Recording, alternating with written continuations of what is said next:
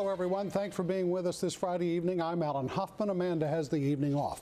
Well, weather could get in the way of your Memorial Day weekend plans. There are two things that could bring showers and storms to the east. One of them is something that may develop into a tropical system, and David Sawyer has the details on that. David.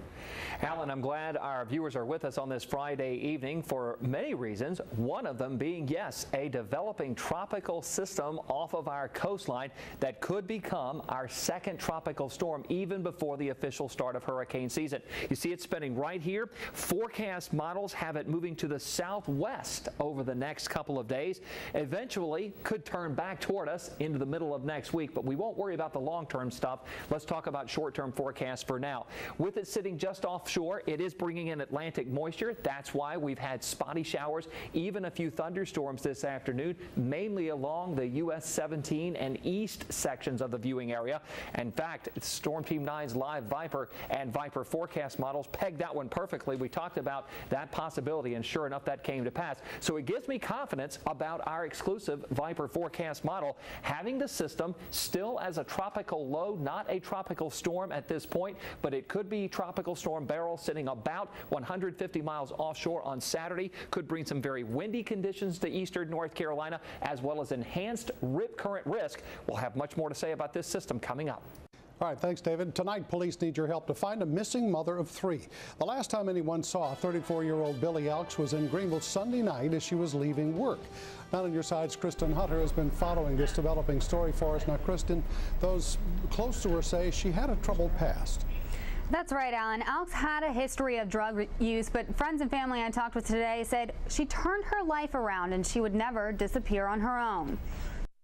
By all accounts, Billy Elks is the kind of person you want to know. She's a very kind, big-hearted, generous person. She sees the good in everybody. She's the one that, a type of individual that trusts any and everybody.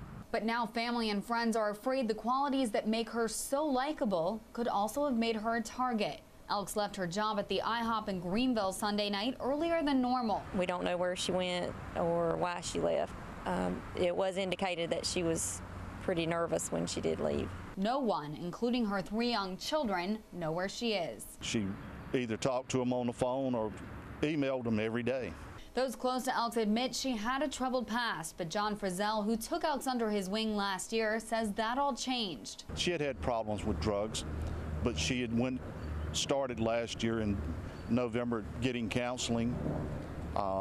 Then she started into a rehab program, and she had been clean. Her cousin, Heather Sparrow, worries Elk's shady past may have something to do with her disappearance. She's had associations with some not so upstanding citizens, and we are worried that they may have been back in contact with her and may have something to do with where she is. They may know where she is. We treat them as missing and endangered, and we still want to locate them, even if it's only to contact them to verify they're okay. If anybody does know where she is, her children are looking for her and asking about her constantly.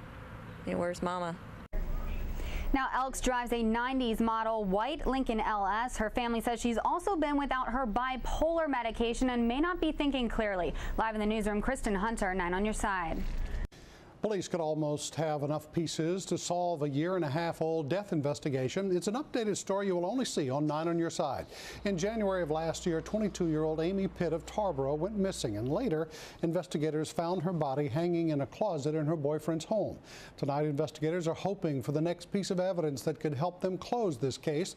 In this 9 on your side investigation, our Alex Friedman was the first to learn more about this development.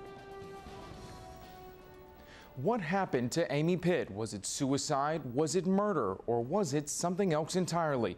There are questions without answers until now. An exclusive interview with TARBORO police, I found the pieces are coming together.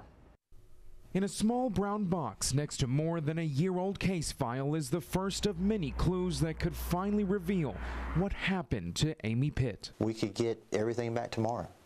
We could get 2 or 3 pieces tomorrow, and 2 or 3 pieces next week. For close to a year and a half, veteran detective Robert Edwards and the TARBORO police force have been trying to answer that question. Most of that time spent waiting for boxes like these. Why does it take so long for evidence to come back from the SBI lab? They're overwhelmed. Just think about how many agencies there are that are submitting evidence to the SBI on a daily, hourly time period. Back on January 3rd of last year, 22-year-old Amy PITT was reported missing by her father, who said he had not seen her since late December. That was our priority. We dropped everything. What would follow would be a week of interviews by police and ground searches conducted by volunteers. It's the family's gut feeling when they tell you that something's just not right here. A gut feeling confirmed just 3 weeks later when police found Pitt's body in the same home they interviewed her boyfriend, Ben Harrelson. When you were in the house with the first interview with Ben, do you believe Amy was also in the home? I'm not sure. As it stands right now, it shows that she was in the house. Amy PITT was found hanging in the closet of a room Sergeant Edwards says the couple rarely used. But did she commit suicide? And if she did, why would she do it in an unfamiliar place? Could it have been murder? We go back to that theory. I mean, you've got to look down every avenue, you've got to look down every path. I'm not going to sit here and say there isn't some suspect. Of course there's red flags. If there wasn't, we wouldn't be doing search warrants. When all the evidence comes to light and the case is closed with or without a suspect, there will always be one question without an answer. I don't know what was going through Amy's mind. I wish I did. Amy Pitt's boyfriend, Ben Harrelson, did seek an attorney shortly before the body was found, but has not been named a suspect in the case. May 17th was Amy's birthday. She would have been 24 years old. Alex Friedman, 9 on your side. Thanks, Alex. A local man has died in a house fire this morning, leaving families struggling to understand what happened. Beaufort County firefighters found the body of Jeffrey Warren in his home on Wedgwood Drive in the Trenters Creek subdivision near Washington this morning. And as 9 on your side's Madeline Wright reports, neighbors had nothing but good things to say about the victim. Neighbors tell me the victim in this fatal house fire was a friendly man, always willing to offer help to his fellow neighbor. And his family tells me that last night he went out to celebrate his birthday with his nephew. On Friday, he turned 55. This plaid shirt is the only thing I could see that was unscathed after the fire. The roof had collapsed, everything burned, and the home's only resident didn't make it out alive. We don't understand why things like this happen, but only God knows that. Levi McGowan was neighbors with the victim, 55-year-old Jeffrey Warren. The victim's family says Warren walked 5 miles every day for the last 6 months and lost 40 pounds by doing so. And he loved to walk. We would see him walking 2 to 3 hours a day. The victim's family says Warren got up early Friday morning to go fishing, one of his favorite pastimes, but something went wrong. I was awakened about 4 o'clock in the morning by the windows were all blazing orange. The house was engulfed in flames, and 2 minutes after firefighters came, they found Warren already dead. We'll actually work with the State Bureau of Investigation arson team to do a scene investigation to help determine the cause and origin of this fire. McGowan shared memories of Warren, saying he once helped his wife carry an exercise machine into their house. But I would honestly say that he was one of the nicest people that I've ever met. He was always had a smile on his face, and he always had a wave for you. He says Warren's commitment to staying fit is an inspiration to men his age who have a hard time walking. He would dearly be missed. It took about 4 hours for firefighters to put out the flames, and investigators were on scene all day. They're not releasing where in the house Warren's body was found. In Beaufort County, Madeline Wright, 9 on your side.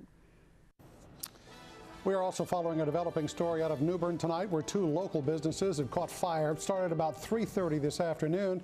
The fire, they say, damaged a restaurant and art gallery on Trent Road. Crews say the roof has collapsed. We'll bring you more updates throughout this evening.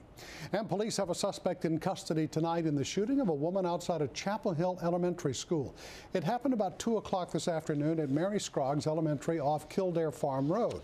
Police say a man shot a woman a number of times at the entrance to the school. She later died at the hospital. They haven't released her name, but they say she did not work for the school. Administrators put the school on lockdown for several hours, then they let parents pick up their children. And deputies say a man attacked a 64-year-old woman who had hired him to do odd jobs around the home. Now that man faces attempted murder charges. Now, we have blurred the suspect's face in this exclusive video because deputies say he could lead them to other arrests and they don't want to tip anyone off. Deputies say the suspect assaulted Judy Whitford, tried to strangle her, and forced her to write him a $450 check. Then they say he stole her gun and a car. But Pitt County deputies say when he went to cash the check, the teller noticed it didn't have a date on it. She, in my opinion, went above and beyond her normal call of duty as a bank teller, but from the suspect going to the bank without a dated check, showing up a short time later with a date on it, it triggered something for her to look at signatures on past checks and compare the signatures. And after that, a dispatcher talked with Whitford and deputies went to the bank and arrested the suspect. They say they also found the stolen gun. More psychological experts took the stand today in the Jason Williford trial. The defense is trying to prove the accused killer couldn't possibly plan the murder of Kathy Taft, a state school board member from Greenville. Prosecutors argue he did have a plan. The defense will pick back up next week. And the jury in the John Edwards campaign finance trial went home with no verdict again today.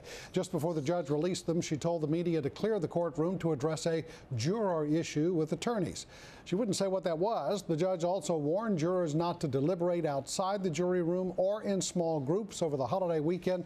They'll be back at it on Tuesday. And hundreds of volunteers are pouring into Pamlico County tonight, and it's all part of a national organization's commitment to help the victims of Irene get back on their feet. And in your forecast, we're talking about a developing low pressure that could become another tropical storm. Stay tuned for your weekend forecast.